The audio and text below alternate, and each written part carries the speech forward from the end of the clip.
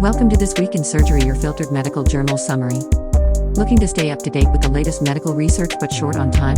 This Week in Surgery has you covered. Our podcast provides you with a convenient, on-the-go solution to keep you informed about the most significant developments in the surgical field. We understand that your time is valuable, so we've done the hard work for you. Each episode offers a filtered and concentrated summary of key journal articles, allowing you to stay informed without the need to sift through pages of research papers. With This Week in Surgery, listening is faster than reading, and you can consume valuable medical knowledge while commuting, exercising, or during your daily routine, including in the operating room. This Week in Surgery, we will be discussing recently published articles. First, Annals of Surgery. Emergency department and inpatient utilization reductions and cost savings associated with trauma center mental health intervention, results from a 5-year longitudinal randomized clinical trial analysis. Objective: to identify and refer patients at high risk for the psychological sequelae of traumatic injury, the American College of Surgeons Committee on Trauma now requires that trauma centers have in place protocols. No investigations have documented reductions in utilization and associated potential cost savings associated with trauma center mental health interventions. Background: the investigation was a randomized clinical trial analysis that incorporated novel 5-year emergency department, ED/inpatient health service utilization follow-up data. Methods: patients were randomized to a mental health intervention, targeting the psychological sequelae of traumatic injury, N equals 85, versus enhanced usual care control, N equals 86, conditions. The intervention included case management that coordinated trauma center to community care linkages, psychotropic medication consultation, and psychotherapy elements. Mixed model regression was used to assess intervention and control group utilization differences over time. An economic analysis was also conducted.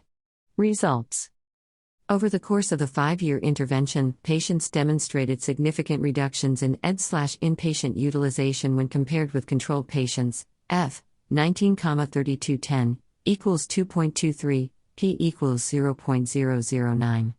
Intervention utilization reductions were greatest at 3 to 6 months, intervention 15.5% versus control 26.7%, relative risk equals 0.58, 95% C, 0.34, 1.00, and 12 to 15 months, intervention 16.5% versus control 30.6%, relative risk equals 0.54, 95% C, 0.32, 0.91, post-injury time points.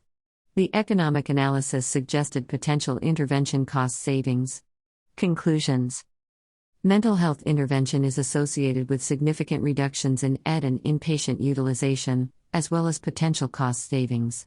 These findings could be productively integrated into future American College of Surgeons Committee on Trauma policy discussions.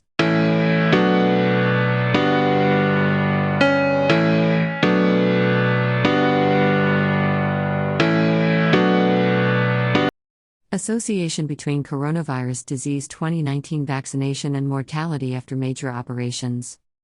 Objective: the objective of this study was to compare postoperative 90-day mortality between 1. fully vaccinated patients with COVID-19 positive and negative diagnosis, and 2. vaccinated and unvaccinated patients with COVID-19 positive diagnosis. Background: societal guidelines recommend postponing elective operations for at least 7 weeks in unvaccinated patients with preoperative coronavirus disease 2019, COVID-19, infection. The role of vaccination in this infection operation time risk is unclear. Methods: we conducted a national U.S. multi-center retrospective, match cohort study spanning July 2021 to October 2022. Participants were included if they underwent a high-risk general, vascular, orthopedic, neurosurgery, or genitourinary surgery. All-cause mortality occurring within 90 days of the index operation was the primary outcome. Inverse probability treatment-weighted propensity scores were used to adjust logistic regression models examining the independent and interactive associations between mortality, exposure status, and infection proximity. Results: of 3,401 fully vaccinated patients in the 8-week preoperative period, 437, 12.9%, were COVID-19 positive. Unadjusted mortality rates were not significantly different between vaccinated patients with COVID-19, 22, 5.0%, and vaccinated patients without COVID-19, 99, 3.3%, p equals 0.07. After inverse probability treatment weighted adjustment, mortality risk was not significantly different between vaccinated COVID-19 positive patients compared to vaccinated patients without COVID-19. Adjusted odds ratio equals 1.38, 95% C, 0.70, 2.72. The proximity of COVID-19 diagnosis to the index operation did not confer added mortality risk in other comparison cohort. Conclusions. Contrary to risks observed among unvaccinated patients, postoperative mortality does not differ between patients with and without COVID-19 when vaccinated against the severe acute respiratory syndrome coronavirus 2 virus and receiving a high-risk operation within 8 weeks of the diagnosis, regardless of operation timing relative to diagnosis.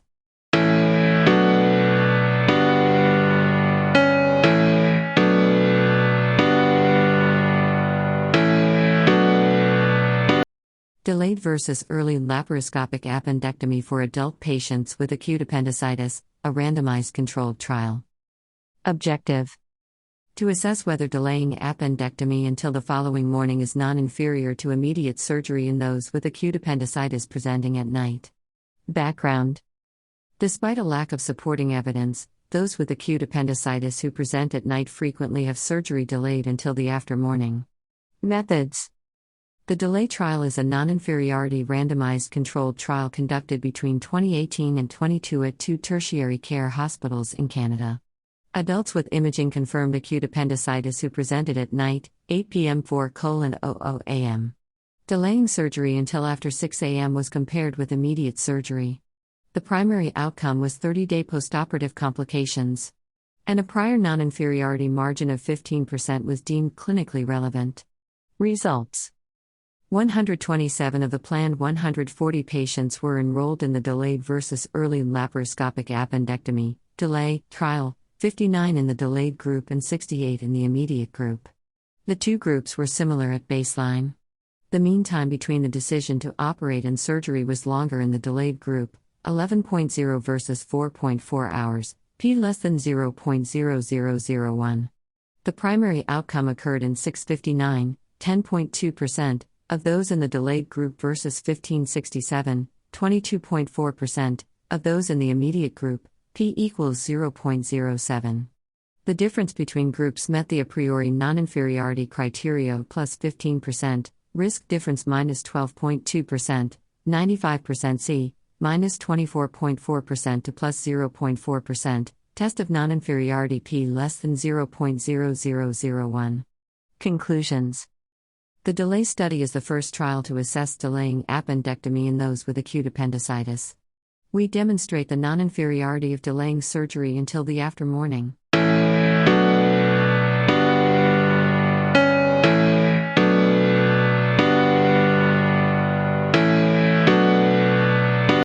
Risk factors for progression in patients undergoing surveillance for pancreatic cysts.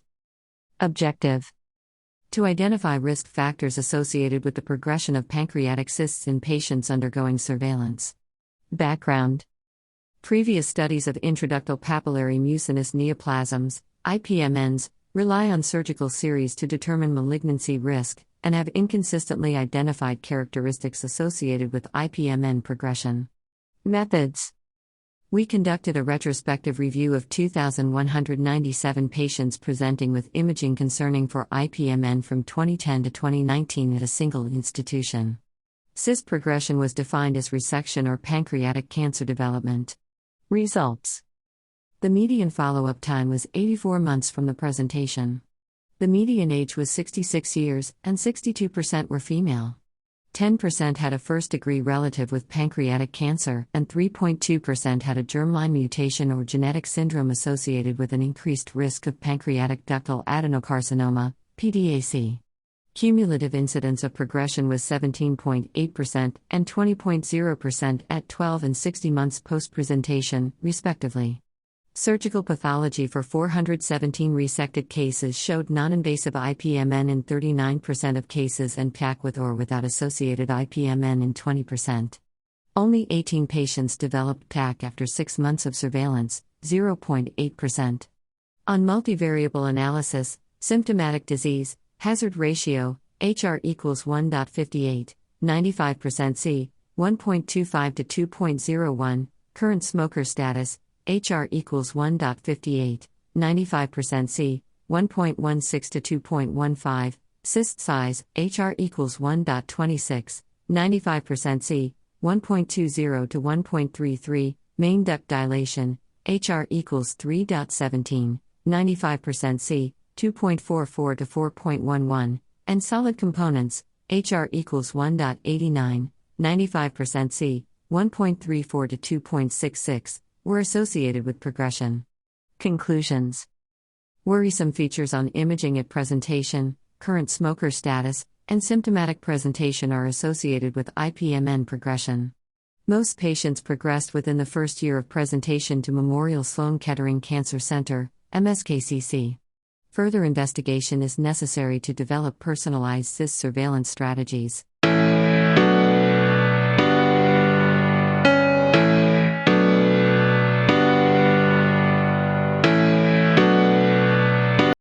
Next article is from Journal of American Medical Association Surgery. Faculty Entrustment and Resident Entrustability. Importance as the surgical education paradigm transitions to entrustable professional activities, a better understanding of the factors associated with resident entrustability are needed. Previous work has demonstrated intraoperative faculty entrustment to be associated with resident entrustability. However, larger studies are needed to understand if this association is present across various surgical training programs. Objective to assess intraoperative faculty-resident behaviors and determine if faculty entrustment is associated with resident entrustability across 4 university-based surgical training programs. Design, setting, and participants. This cross-sectional study was conducted at 4 university-based surgical training programs from October 2018 to May 2022. OpTrust, a validated tool designed to assess both intraoperative faculty entrustment and resident entrustability behaviors independently, was used to assess faculty-resident interactions. A total of 94 faculty and 129 residents were observed. Purposeful sampling was used to create variation in type of operation performed, case difficulty, faculty-resident pairings, faculty experience, and resident training level. Main outcomes and measures observed resident entrustability scores, scale 1 to 4, with 4 indicating full entrustability, were compared with reported measures, faculty level, case difficulty, resident postgraduate year, PGY, resident gender, observation month, and observed faculty entrustment scores, scale 1 to 4, with 4 indicating full entrustment. Path analysis was used to explore direct and indirect effects of the predictors. Associations between resident entrustability and faculty entrustment scores were assessed by pairwise Pearson correlation coefficients. Results: a total of 338 cases were observed. Cases observed were evenly distributed by faculty experience, 1 to 5 years experience, 67, 20.9%, 6 to 14 years experience, 186, 58%, greater than or equal to 15 years experience, 67, 20.9%, resident PGY, PGY1, 28, 8%, PGY2, 74, 22%, PGY3, 64, 19%, PGY4, 40, 12%, PGY5, 97, 29%, greater than or equal to P6, 36, 11%, and resident gender, female, 183, 54%, male, 154, 46%.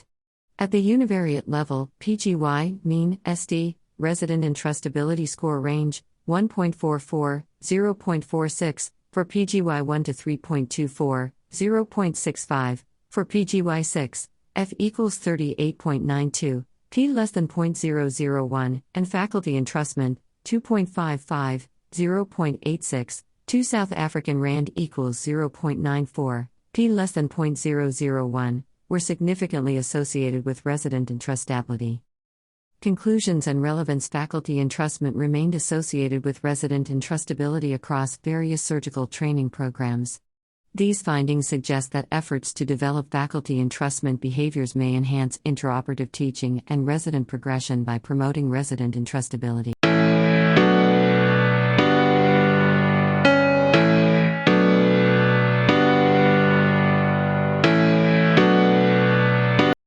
Next article is from British Journal of Surgery.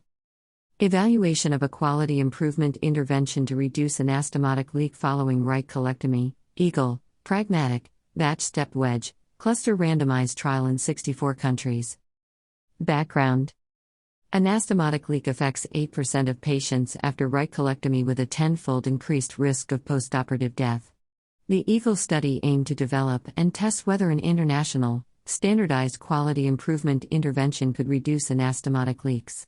Methods: the internationally intended protocol, iteratively co-developed by a multi-stage Delphi process, comprised an online educational module introducing risk stratification, an intraoperative checklist, and harmonized surgical techniques.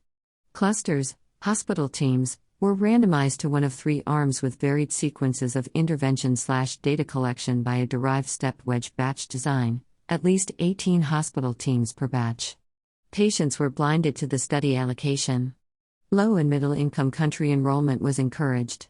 The primary outcome, assessed by intention to treat, was anastomotic leak rate, and subgroup analyses by module completion. At least 80% of surgeons, high engagement, less than 50%, low engagement, were pre-planned. Results: a total 355 hospital teams registered, with 332 from 64 countries, 39.2% low and middle income, included in the final analysis.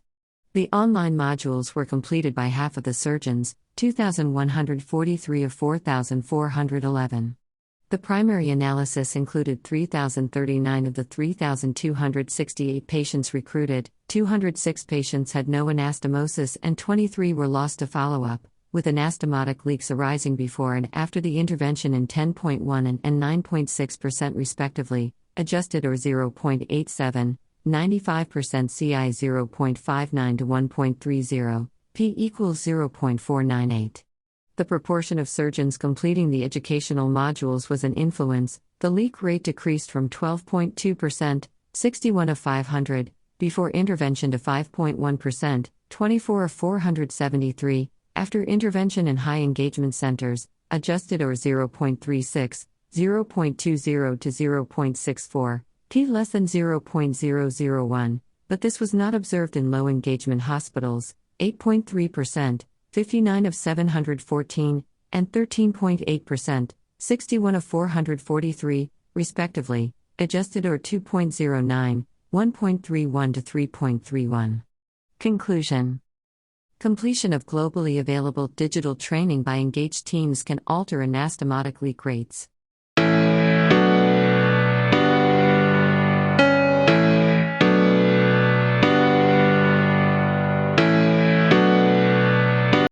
Causes of endovascular and open repair of thoracic aortic aneurysms.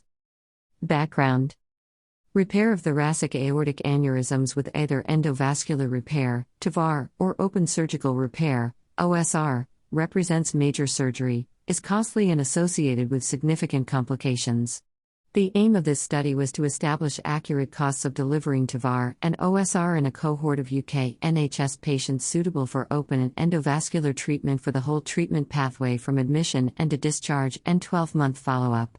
Methods: a prospective study of UK NHS patients from 30 NHS vascular/cardiothoracic units in England aged greater than or equal to 18, with distal arch/descending thoracic aortic aneurysms, CTAA, was undertaken. A multi-center prospective cost analysis of patients, recruited March 2014-July 2018, follow-up until July 2019, undergoing TAVR or OSR was performed. Patients deemed suitable for open or endovascular repair were included in this study. A micro-costing approach was adopted. Results: some 115 patients having undergone TAVR, 75 patients with OSR were identified. The mean SD cost of a TAVR procedure was higher £26,536, £9,877, versus OSR £17,239, £8,043. Postoperative costs until discharge were lower for TAVR £7,484, £7,848, versus OSR £28,636, £23,083. Therefore, Total NHS costs from admission to discharge were lower for TAVR £34,020, £14,301, versus OSR £45,875, £43,023. However, mean NHS costs for 12 months following the procedure were slightly higher for the TAVR £5,206, £11,585, versus OSR £5,039, £11,994. Conclusions. Surgical procedure costs were higher for TAVR due to device costs. Total in-hospital costs were higher for OSR due to longer hospital and critical care stay. Follow-up costs over 12 months were slightly higher for TAVR due to hospital readmission.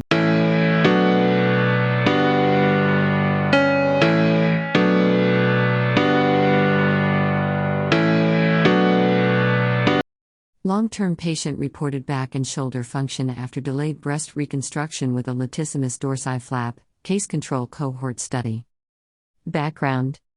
Sacrifice of the latissimus dorsi, LD, muscle might entail donor site morbidity when used in delayed breast reconstruction. Previous studies are small, have short follow-up, and demonstrate diverging results.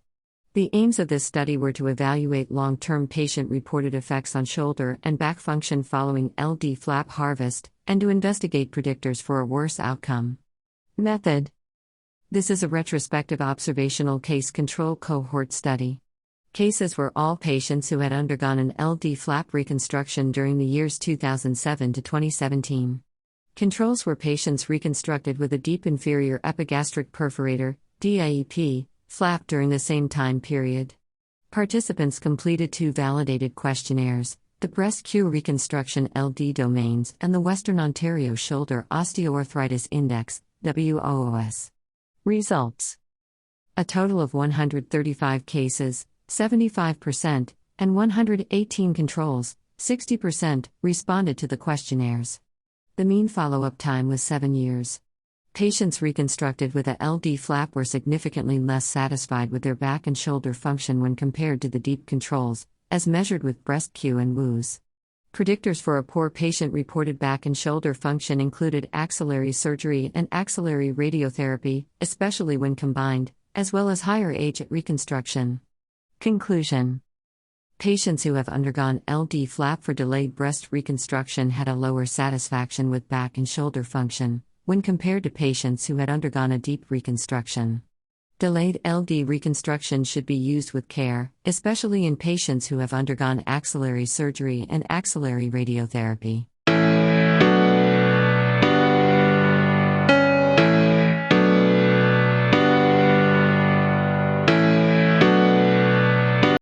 Next article is from Journal of Vascular Surgery. Incidence and characteristics of vascular trauma at a Level 2 trauma center. Objective.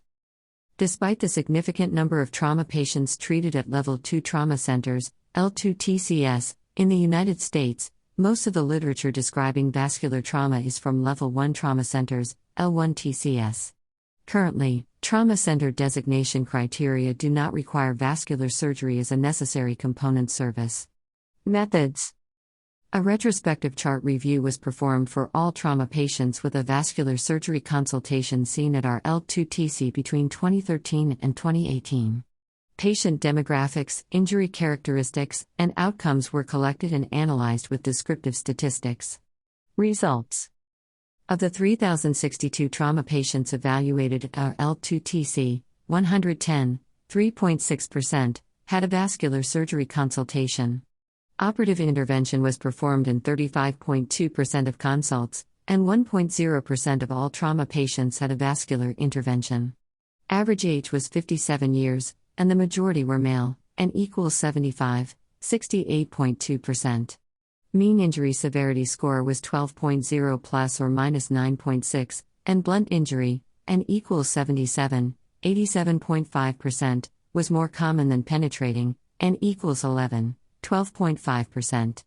The most common location of injury was the lower extremity, and equals 23, 74.2%, followed by upper extremity, and equals 3, 9.7%, chest, and equals 2, 6.5%, neck, and equals 2, 6.5%, and pelvis, and equals 1, 3.2%. Endovascular interventions were performed by the vascular surgery service in 67.7%, and equals 21, of all injuries.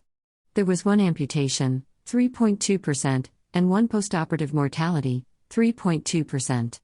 Conclusions.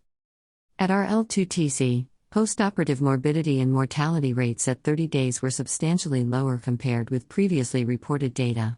However, mean injury severity score and the incidence of penetrating and polytrauma were also lower at our institution. Most patients were managed non-operatively, but when they did require an operation, endovascular therapies were more commonly implemented. Vascular surgery should be considered an integral service in trauma level designation, and there is a need for further investigation of these outcomes in L2TCS.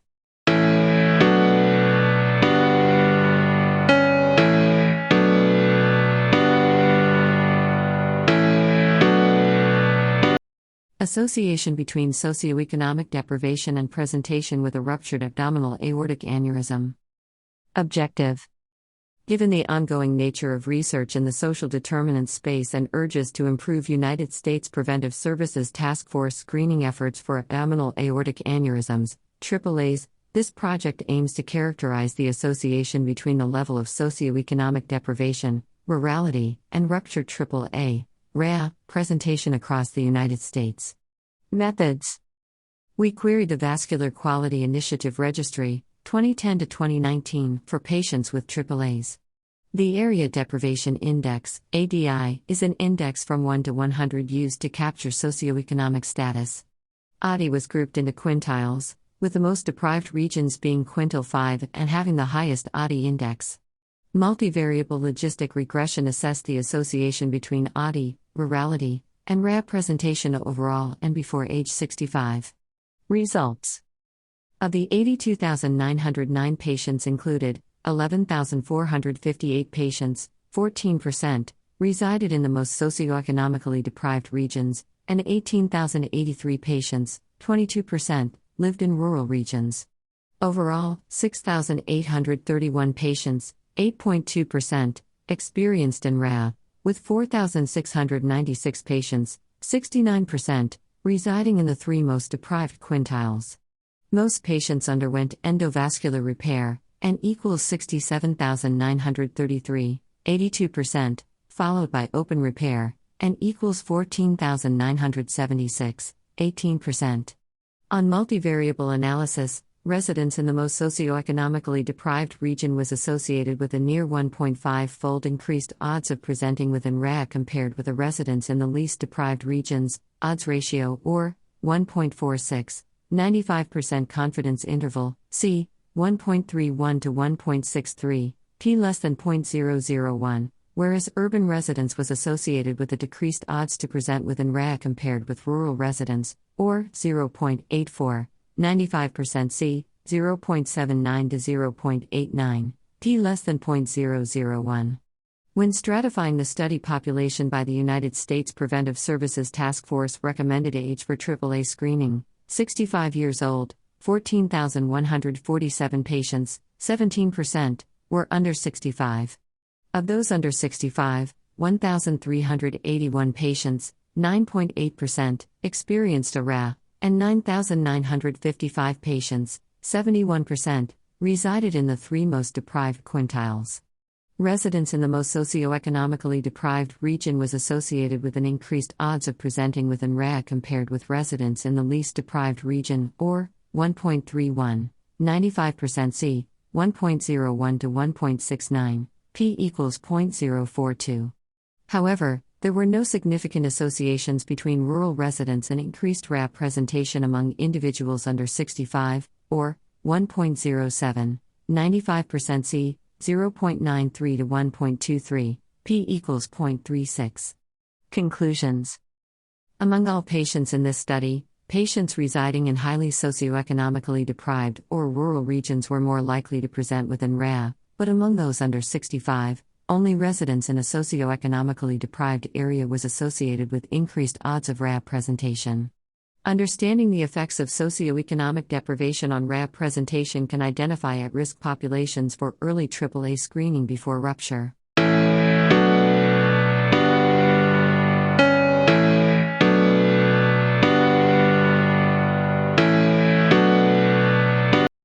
Impact of routine surveillance duplex ultrasound and subsequent reintervention after superficial femoral artery stenting.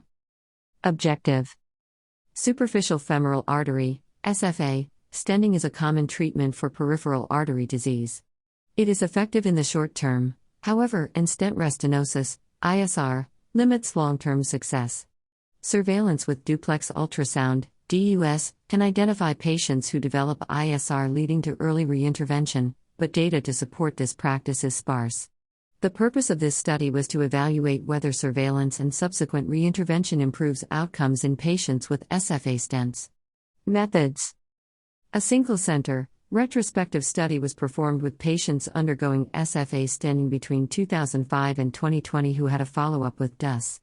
5 groups were identified based on the presence of ISR on DUS, ISR versus no ISR, NISR, recurrence of symptoms, symptomatic, SX, versus asymptomatic, ASX, and if any reintervention was performed, reintervention, R, versus no reintervention, NR, 1 ISR plus SX plus R, 2 ISR plus SX plus NR, 3 ISR plus ASX plus R, 4 ISR plus ASX plus NR, and 5 NISR plus NR.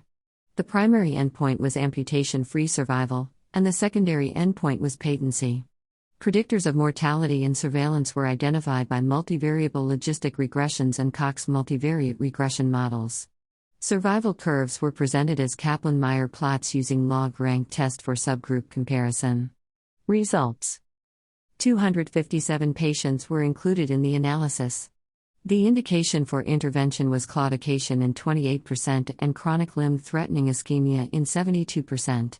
A total of 161 patients, 63%, underwent reintervention for ISR. Of patients who had restenosis on DUS, those who were symptomatic and did not undergo reintervention, ISR plus SX plus NR, did the worst, with 50% amputation rate. In contrast, those who were asymptomatic but did undergo reintervention, ISR plus ASX plus R, had the lowest amputation rate of 13%. Active smoking was a predictor of both loss of patency and amputation, 1.72, 95% confidence interval, C, 1.00 to 2.98, P equals 0.050, 3.55, 95% C, 1.53 to 8.25, P equals 0.003. Post-procedure dual antiplatelet therapy had a positive association with limb salvage, hazard ratio, HR, 0.23, 95% C, 0.09 to 0.58, P equals 0.001, whereas diabetes, HR, 2.61, 95% C, 1.21 to 6.01, P equals 0.019, stent occlusion, HR, 17.0, 95% C, 5.93 to 63.1, P less than 0.001, and chronic limb-threatening ischemia presentations, HR, 4.31, 95% C, 1.86 to 11.7, P equals .002, were negatively associated with limb salvage. Conclusions: routine surveillance DUS and subsequent reintervention on ISR after SFA stenting is associated with improved patency and amputation-free survival. Surveillance DUS should be routine for patients after stenting, with reintervention strongly considered if ISR is identified for both symptomatic and asymptomatic.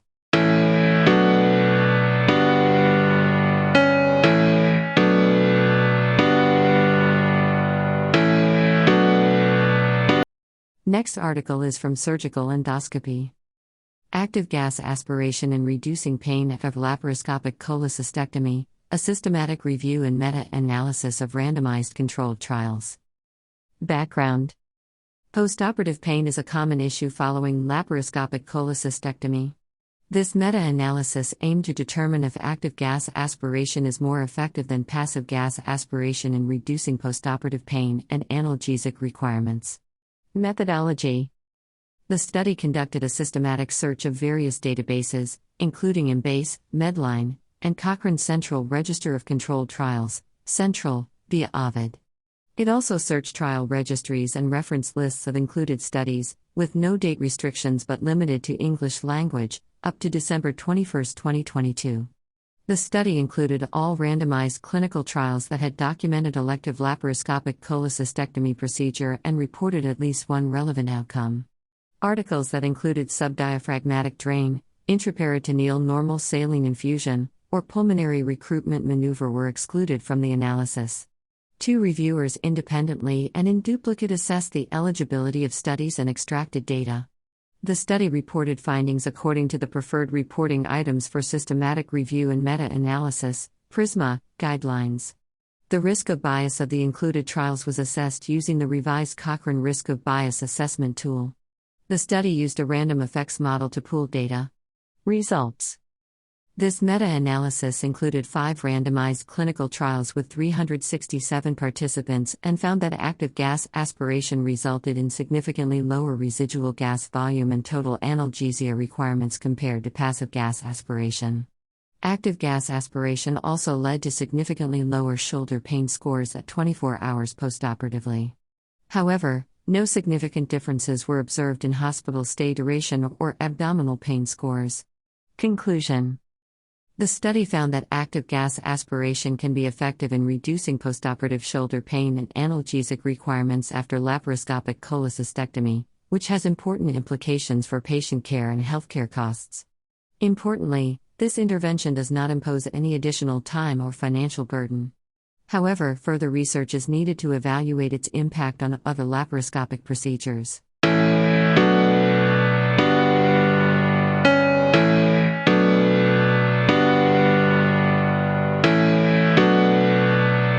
Next article is from Annals of Surgical Oncology. Clinical outcomes of preserving bronchial arteries during radical esophagectomy, a propensity score matched analysis. Background. Postoperative pneumonia is a common and major cause of mortality after radical esophagectomy. Intraoperative preservation of the bronchial arteries is often aimed at avoiding tracheobronchial ischemia, however, it is unknown whether this contributes to a reduction in postoperative pneumonia. Patients and methods. We enrolled 348 consecutive patients who underwent radical esophagectomy for esophageal cancer at Toranomon Hospital from January 2011 to July 2018. We classified patients into a bronchial artery resected, BAR, group, N equals 93, and a bronchial artery preserved, BAP, group, N equals 255, and compared the incidence of postoperative pneumonia between the two groups. A propensity score matching analysis for bronchial artery preservation versus resection was performed. Results. Overall, 182 patients were matched. Univariate analysis of the propensity score match group showed that Brinkman index greater than or equal to 400, vital capacity, %VC, less than 80%, and bronchial artery resection were associated with the development of postoperative pneumonia. Multivariate analysis revealed 3 significant factors associated with postoperative pneumonia: Brinkman index greater than or equal to 400, p equals 0.006, odds ratio, HR, 3.302, 95% confidence interval, 95% C, 1.399 to 7.790, %VC less than 80%, p equals 0.034, HR 6.365, 95% C 1.151 to 35.205, and bronchial artery resection, p equals 0.034, HR 2.131, 95% C 1.060 to 4.282. The incidence of postoperative complications, CD grade 3, was higher in the BAR group, BAR 42.8% versus BAP 27.5%, p equals 0.030. There was no significant difference in overall survival between the two groups at 5 years, BAR 63.1% versus BAP 72.1%, p equals 0.130. Conclusion. Preserving the bronchial artery is associated with a decreased incidence of postoperative pneumonia.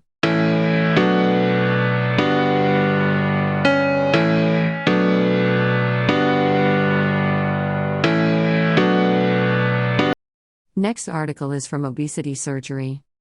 Evaluation of healthcare utilization and expenditures in persons with type 2 diabetes undergoing bariatric metabolic surgery. Purpose. Changes in healthcare utilization and expenditures after bariatric metabolic surgery, BMS, for people with type 2 diabetes mellitus, T2DM, are unclear. We use the Dutch National All-Payer Claims Database, APCD, to evaluate utilization and expenditures in people with T2DM who underwent BMS. Methods. In this cohort study, patients with T2DM who had BMS in 2016 were identified in the APCD. This group was matched 1:2 to a control group with T2DM who did not undergo BMS based on age, gender, and healthcare expenditures. Data on healthcare expenditures and utilization were collected for 2013 to 2019. Results. In total, 1,751 patients were included in the surgery group and 3,502 in the control group. After BMS, total median expenditures in the surgery group stabilized, €3,156 to €3,120, and increased in the control group, €3,174 to €3,434.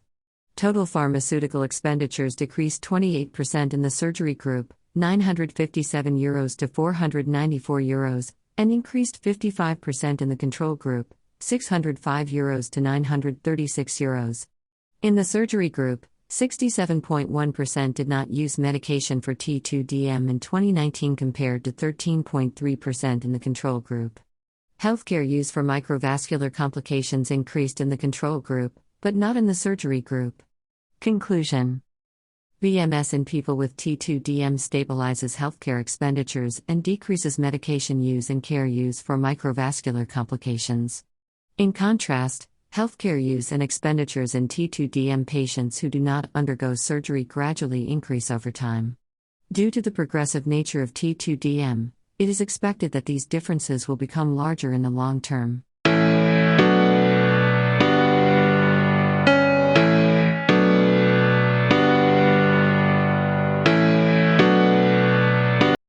Next article is from Journal of the American College of Surgeons. Novel form of breast intraoperative radiation therapy with CT-guided high-dose rate BRAD therapy, interim results of a prospective Phase 2 clinical trial. Background. Precision breast intraoperative radiation therapy, PBEORT, is a novel method of EORT that uses customized CT-based treatment plans and high-dose rate, HDR, BRAD therapy. We conducted a Phase 2 multi-institution trial to evaluate the efficacy of PBEORT. Study design. Between 2015 and 2022, 3 centers enrolled women aged 45 years and older with invasive or in situ carcinoma measuring 3 cm or smaller and N0 status, N equals 358. Breast conserving surgery was performed, and a multilumen balloon catheter was placed in the lumpectomy bed. CT images were used to create customized HDR BRAD therapy plans that delivered 12.5 grays to the tumor bed. The primary outcome assessed was a 5-year rate of index quadrant tumor recurrence. An interim analysis was conducted after 1/3 of eligible participants completed 5 years of follow-up. This trial is registered with clinicaltrials.gov, NCT 02400658. Results. The cohort comprised 153 participants with a median age of 64 years and median follow-up time of 5.9 years. The estimated 5-year index quadrant tumor recurrence rate and overall survival were 5.08%, 95% C2.23 to 9.68, and 95.1%, respectively. Locoregional, ipsilateral breast and axilla, and distant recurrence rates were each 1.96%. 7 deaths occurred during the first 5 years of follow-up, with only 1 attributable to breast cancer. Overall, 68.6% of patients experienced any adverse effects and 4 cases of breast-related severe toxicities were observed. Conclusions. This study presents the results of a planned interim analysis of a Phase 2 trial investigating PBEORT and demonstrates the efficacy and safety of single-fraction, CT-based, HDR BRAD therapy after breast-conserving surgery. These findings provide valuable insights into the use of PBEORT as a treatment modality.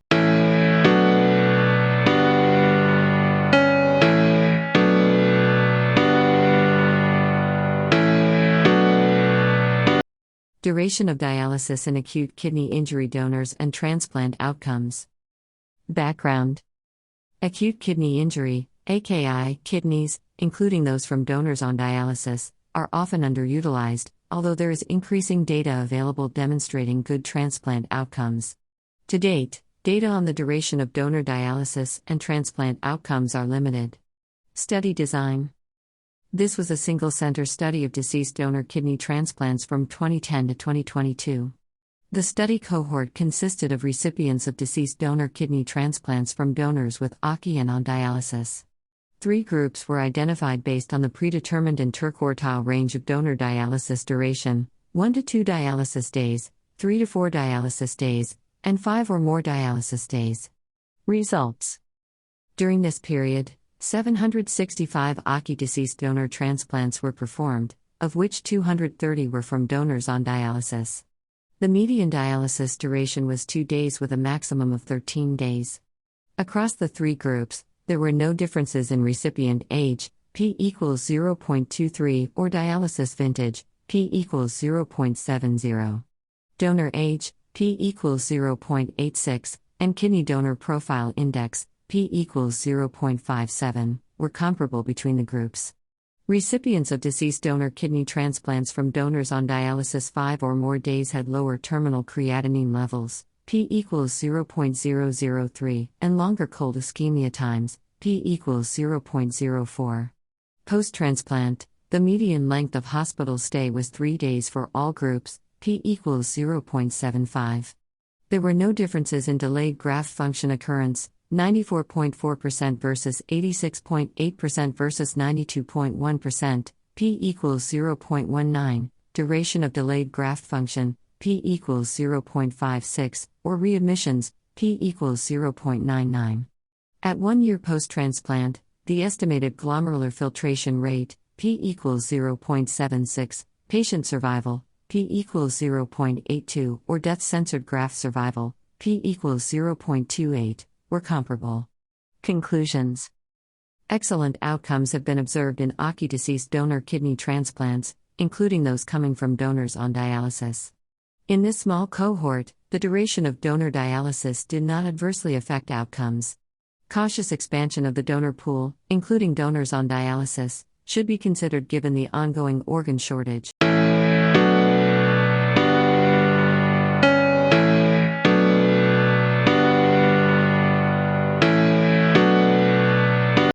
Improved early post-transplant outcomes and organ use in kidney transplant using normothermic regional perfusion for donation after circulatory death, national experience in the U.S. background.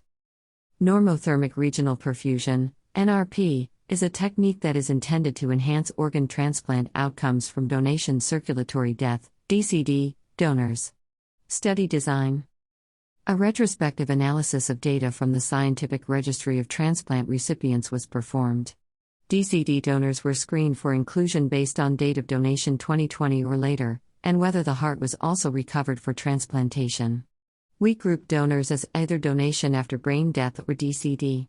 DCD donors were further divided into groups including those in which the heart was not recovered for transplant, non-heart DCD, and those in which it was, based on recovery technique, thoracoabdominal NRP, TA-NRP, heart DCD, and super rapid recovery heart DCD.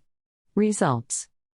A total of 219 kidney transplant recipients receiving organs from TA-NRP heart DCD donors were compared to 436 SRR super rapid recovery DCD, 10,630 super rapid recovery non-heart DCD, and 27,820 donations after brain death recipients.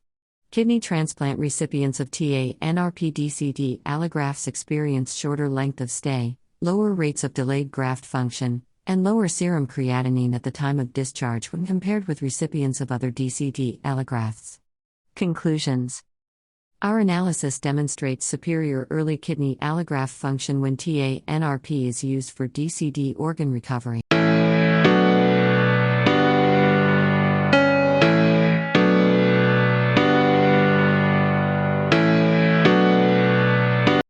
Next article is from Journal of Trauma and Acute Care Surgery. Delayed tranexamic acid after traumatic brain injury impedes learning and memory. Early tranexamic acid is favorable but not in sham animals. Background. Early but not late tranexamic acid, TXA, after TBI preserves blood-brain barrier integrity, but it is unclear if and how dose timing affects cognitive recovery beyond hours post-injury. We hypothesize that early, 1 hour post-TBI, but not late, 24 hours post-TBI, TXA administration improves cognitive recovery for 14 days. Methods: CD1 male mice, N equals 25, were randomized to severe TBI injury, I by controlled cortical impact or sham craniotomy, S, followed by intravenous saline at 1 hour, placebo, P1 or 30 mg/kg TXA at 1 hour, TXA1 or 24 hours, TXA24. Daily body weights, Garcia neurological test scores, brain/lung water content, and Morris water maze exercises quantifying swimming traffic in the platform quadrant, zone, Z1, and platform area, Z5, were recorded for up to 14 days. Results: among injured groups, ITXA1 demonstrated fastest weight gain for 14 days and only ITXA1 showed rapid, day 1, normalization of Garcia neurological test, P equals 0.01 versus IP1, ITXA24. In cumulative spatial trials, compared with ITXA1, ITXA24 hindered learning, distance to Z5 and percent time in Z1, P less than 0.05. Compared with ITXA1, ITXA24 showed poorer memory with less Z5 time, 0.51 versus 0.16 seconds, P less than 0.01, and Z5 crossing frequency. Unexpectedly, TXA in injured animals, STXA1, displayed faster weight gain but inferior learning and memory. Conclusion: early TXA appears beneficial for cognitive and behavioral outcomes following TBI, although administration 24 hours post-injury consistently impairs cognitive recovery. Tranexamic acid in sham animals may lead to adverse effects on cognition.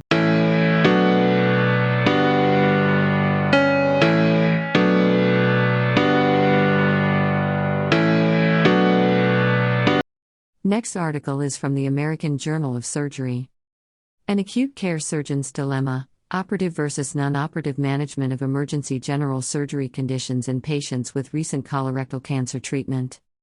Background: this comparative effectiveness study examined outcomes of operative versus non-operative management for emergency general surgery, EGS, conditions in patients with recent cancer treatment, RT. Methods: Medicare beneficiaries with a history of colorectal cancer hospitalized for an EGS condition, 2016 to 2018, were identified. RT was defined as chemotherapy/radiation within 3 months prior to admission. Instrumental variable analysis assessed the impact of management on mortality and readmissions among survivors, 30D, 60D, and 90D, for patients in whom there was clinical equipoise regarding optimal management strategy. Results: of 26,097 patients, 13% had undergone RT. In both the RT and non-RT groups, the optimal management strategy was uncertain in 14%. Operative management conferred increased risk of mortality but not readmission in patients with RT compared to those without. 90D mortality plus 43%, P equals 0.03, 90D readmission plus 7.1%, P equals 0.776. Conclusions: in patients with RT for whom there is clinical equipoise regarding EGS management, operative intervention increases risk of mortality.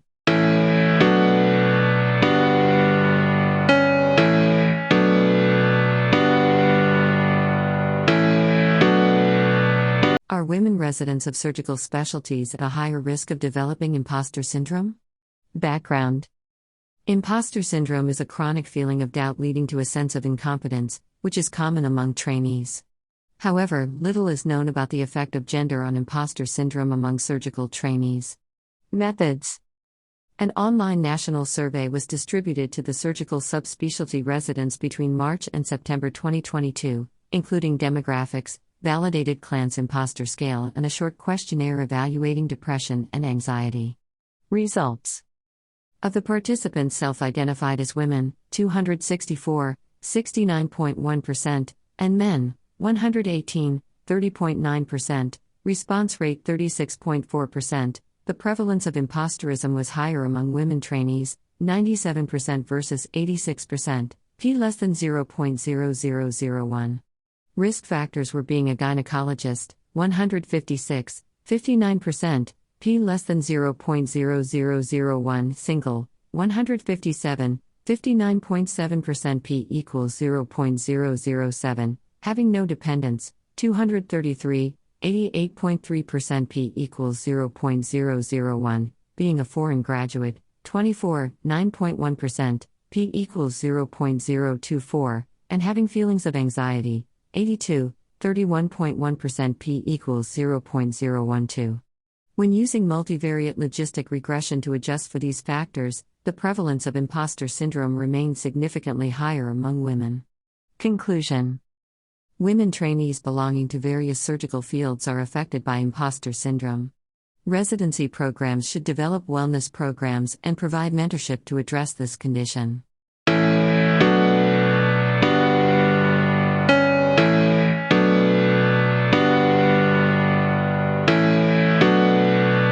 Analysis of fibrinolytic shutdown in trauma patients with traumatic brain injury. Background: coagulation profiles following major trauma vary depending on injury pattern and degree of shock. The physiologic mechanisms involved in coagulation function at any given time are varied and remain poorly understood. Thrombolostography, TEG, has been used to evaluate coagulation profiles in the trauma population, with some reports demonstrating a spectrum of fibrinolysis to fibrinolytic shutdown on initial presentation. The objective of this study was to evaluate the fibrinolytic profile of patients with TBI using thrombolostography, TEG. We hypothesized that patients with TBI would demonstrate low fibrinolytic activity. Methods: all trauma activations at an ACS-verified Level 1 trauma center received a TEG analysis upon arrival from December 2019 to June 2021. A retrospective review of the results and outcomes was conducted, and TBI patients were compared to patients without TBI. Linear regression was used to evaluate the effect of patient and injury factors on fibrinolysis. Hyperfibrinolysis was defined as LY30 greater than 7%, physiologic fibrinolysis as LY30 0.6 to 7.7%, and fibrinolytic shutdown as LY30 less than 0.6%. Results: a total of 1,369 patients received an admission TEG analysis. Patients with TBI had a significantly higher median ISS, 16 versus 8, p less than 0.001, lower median admission Glasgow Coma Scale, 14 versus 15, p less than 0.001, longer intensive care unit length of stay, 3 versus 2 days, p less than 0.0001, increased ventilator days, 216 versus 183, p less than 0.001, higher mortality, 14.6% versus 5.1%, p less than 0.001, but lower shock index, 0.6 versus 0.7, p less than 0.0001, compared to those without TBI. Median LY30 was found to be decreased in the TBI group, 0.1 versus 0.2, p equals 0.0006. Patients with TBI were found to have a higher rate of fibrinolytic shutdown compared those without TBI, 68.7% versus 63.5%, p equals 0.054. ISS, sex, and shock index were found to be predictive of LY30 on linear regression, but TBI was not. Beta, 0.09, SE, 0.277, p equals 0.745. The rate of DVT/PE did not appear to be elevated in patients with TBI, 0.8%, and without TBI, 1.2%. Conclusions: trauma patients with and without TBI were found to have high rates of fibrinolytic shutdown. Although there was a high incidence of fibrinolytic shutdown, it did not appear to have an impact on the rate of thrombotic complications.